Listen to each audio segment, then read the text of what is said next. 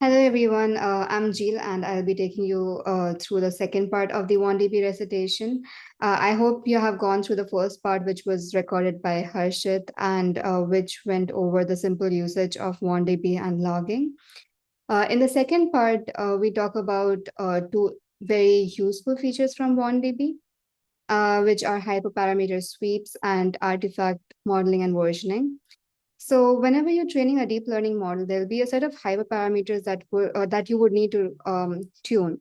And what I mean by this is that there are values such as the learning rate, the batch size, which optimizer to use, which actually affect the training. And to come up with this value, it's sort of difficult. Like you need to go through like set some random values or guessed values, or if you have done some experiments in the past, you would know like what effect does increasing, say, the learning rate would have on the training, like would it decrease the loss and so on. But again, like this procedure is not very standard, and we would want to go through like a range of values for any of the hyperparameters and figure out which one works the best in that case. So here we have hyperparameter sweeps by WandDB, and what you can use this for is for automating this hypertuning procedure for your model. So for this, what we need to do is first we need to make a sweep config. And in this, like you have to mention what kind of method you want to use for initializing that. So this method could be any of them, like grid search. Grid search means that you go through each and every value of the mentioned range, or it could be completely random, or it could even be patient, like depending on what works better and what does not. And so like you can mention the method right here. Other thing is that you need to set the objective of the sweep. Like this could be anything. For instance, like in this case, we have taken the metric to be loss, and our goal is to minimize this. On the other hand, it could also be like maximizing the accuracy or maximizing the distance and so on. So here we basically set the objective, so the metric that the sweep needs to look at. In this case, again, it's loss, and we aim to minimize it. And now comes the main part of this, which is the parameters. So here goes in the hyperparameters that you want to see the effect of on your training. So for example, optimizer, it can take the value of SGD or Adam optimizer. You can obviously add other optimizers like RMS drop and so on. Here the learning rate. You can also choose what distribution you want to pick these values from. So for example, over here, it's I have mentioned the distribution to be uniform. So what this is going to do is it's going to pick one learning rate at a time from this range of min and max based on uniform distribution. Again, like the batch size over here, we can also choose a distribution which is Q log uniform values with a Q of 4. What this means is that from a minimum of 16 to a maximum of 128, it's going to increment in 4. So for example, the first batch size it takes is 16. The next one it'll take is 20 and 24 and so on. The next one over here is epoch. Like we can just over here, I have just mentioned the value of epoch to be 5. This would basically mean after how many epochs do you want to, compare the values for each of these hyperparameters and the loss and so on. This could also be a range, but for this particular case, I have just given it a standard value of 5 epochs because I want to compare the loss after 5 epochs for each of these sweeps that I'm going to do. And next, like we're just setting this parameters value in the config that we have made for the sweep as this dictionary. And that is it. Now, there are a lot of other things that you can do with this, and all of this will be available on the WandDB site if you want to go through much more like minute details and see how you do other things, because there are a lot of other values over here that you can use, different distributions and everything, which should be available on this website. The link to this will also be available in the description. So anything else you want to know except for this basic thing that I'm showing in this recitation, you can always refer to that particular website. So now we come to the part where we need to initialize the sweep. And this is how we do it. It's just wanddb.sweep, and then we pass in the config that we just made. And we mentioned the name of the project, which in this case is far sweep 2. So what it's going to do is it's going to create a sweep ID for you. And this will further be used to save all the runs in that particular sweep. So once you run the cell successfully, it'll create and show you this ID over here. And it'll also give you a sweep URL where you can actually access the sweep after it is run. Another thing that you need to do over here is create a function called train sweep, just to sort of run each and every epoch, or to train it, like, and to log it. So this will take in the config, and we want to initialize the WandDB run over here, and then set the config to whatever sweep config it gets. So this will like automatically, the sweep will automatically get the different values from the distribution for each and every hyperparameter that you have mentioned. So the learning rate and the batch size and the optimizer is something that we have mentioned earlier. So every time this train sweep function will run for a different sweep, it'll get the value from the config and then it'll run. So the other steps in this procedure is pretty similar. Like you said, the config, which will be present at that particular time, you get your train loader and the test loader like we did earlier. But in this case, we are taking the batch size from the config that we have mentioned, so which will be different for every sweep. And then you load the model, the optimizer, again, optimizer based on the config, and then your loss and your other things. And then based on whatever number of epochs you have mentioned in the config, this will run the training loop for each of them. And again, like we want to log the loss over here. You can also log other things like the validation accuracy or the training accuracy. But in this case, I've just logged the loss over here. So once we have both of these things, like one sweep ID and a function to tell it how to sweep, like the train sweep function in this case, we can just call wanddb.agent and pass on these parameters over there, along with a parameter called count. And this count basically means how many sweeps do you want to generate. So in this case, it is 2. So for if I run this, it'll create 2 sweeps for me with randomized values, or like based on obviously the distribution mentioned for that particular hyperparameter. So if you can see over here, like it has generated 2 sweeps, and it will also show you what values it has chosen. So in this case, it has taken batch size to be 24 and the learning rate to be 0.06 and the optimizer to be Adam.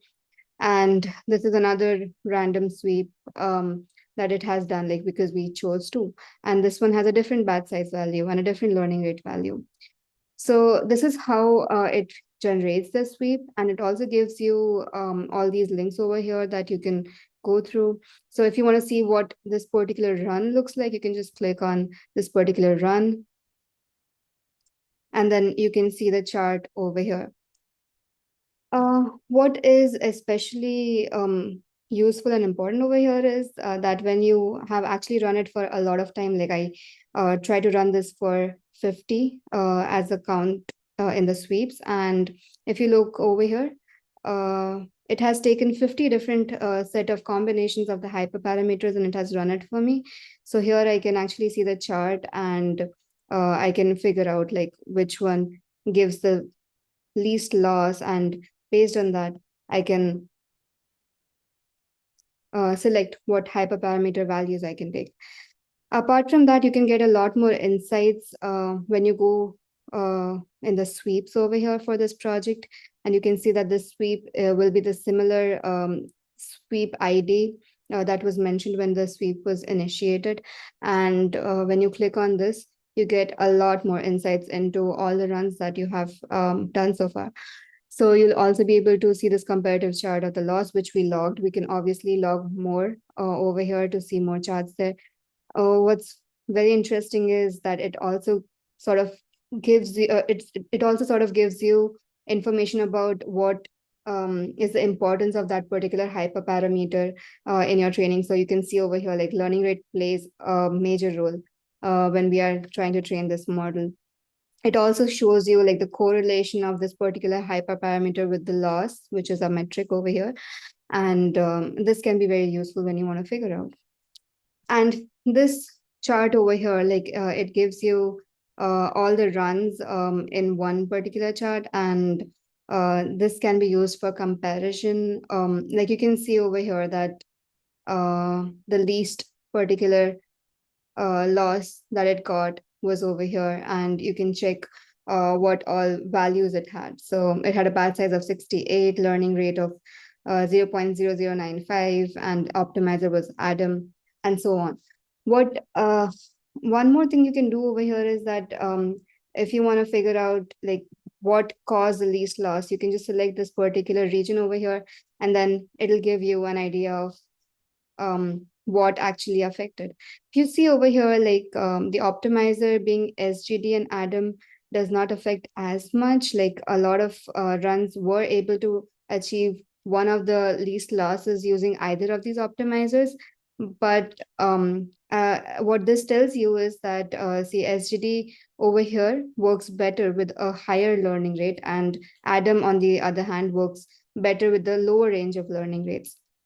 And also, like the batch size does not really matter because all these good runs are spread across all the values over here. So probably like changing the batch size will not really help you. So these are the sort of insights that you can get, and this will aid in your training procedure. So this is how you can use the hyperparameter sweeps in WandB.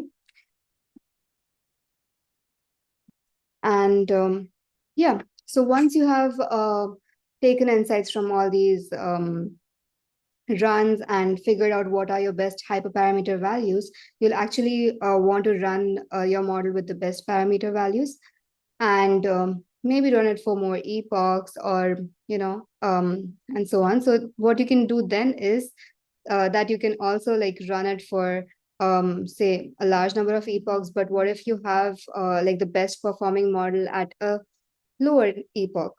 And so you'd want to save these particular models and be able to retrieve them later on to, get the best results. Or what if your collab crashes, or your notebook crashes, and you're not able to run it any longer? So you can get a previous version of your model and start training from then on. And so for this particular part, artifact and model versioning is useful. And it is very easy to do that using the WandB logs. And this is how we can do it. So you can create a run config similarly with a model name, optimizer, and so on, like we've done earlier. And like initialize, get the data, optimizer, and loss and everything. And we can then obviously initialize a run and give it any name that you wish for, and pass in the config over here. And over here, we're using the same model name that we gave in the config, and you can give the name of the WandB run similarly, or you can keep it anything else. But in this case, that's what it says. And then once that is done, you go on and train your model. So let's actually see when our artifact is actually getting stored.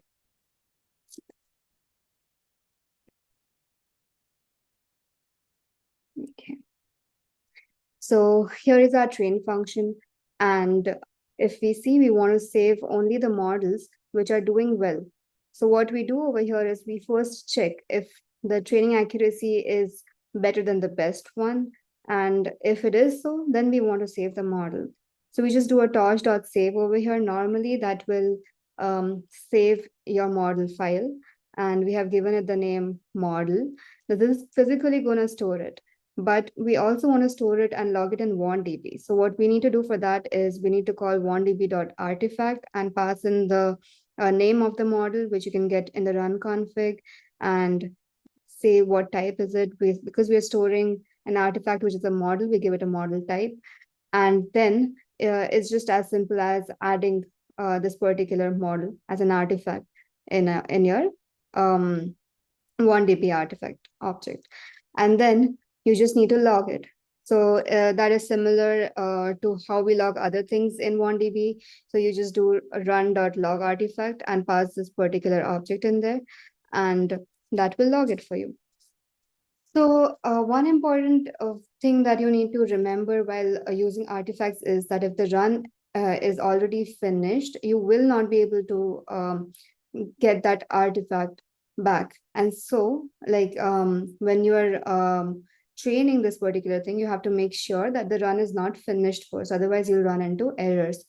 So here I have set the finish flag as false. So it is not going to finish it, and we'll be able to get that artifact back. Now, we can see how where it is stored. So you can see I've already opened it over here. So this is how the run looks like with the artifacts that we just run. I just ran a couple of runs over here with that, and this is the model name we gave it, 1, 2 DCNN. Once you go on this run, you'll be able to see an artifacts icon here, and here you can see all the versions of your models saved over here. And so you should be able to get this particular artifact when you want to run.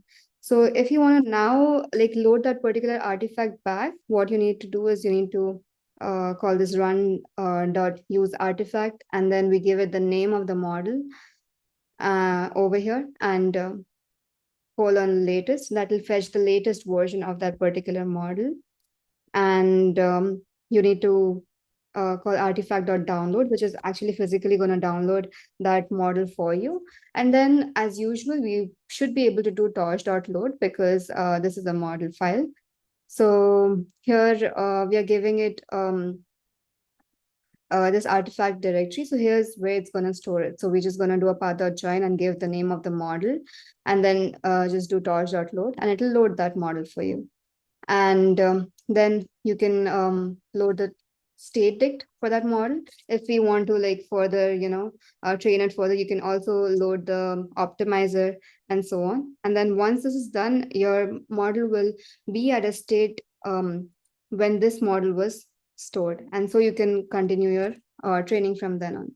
And once you're done that, you need to remember to finish your WandB because in order to get this artifact back, we did not really finish this run. So at the end, you can just do WandB.finish and finish that run. Okay, I hope this was useful. Thank you.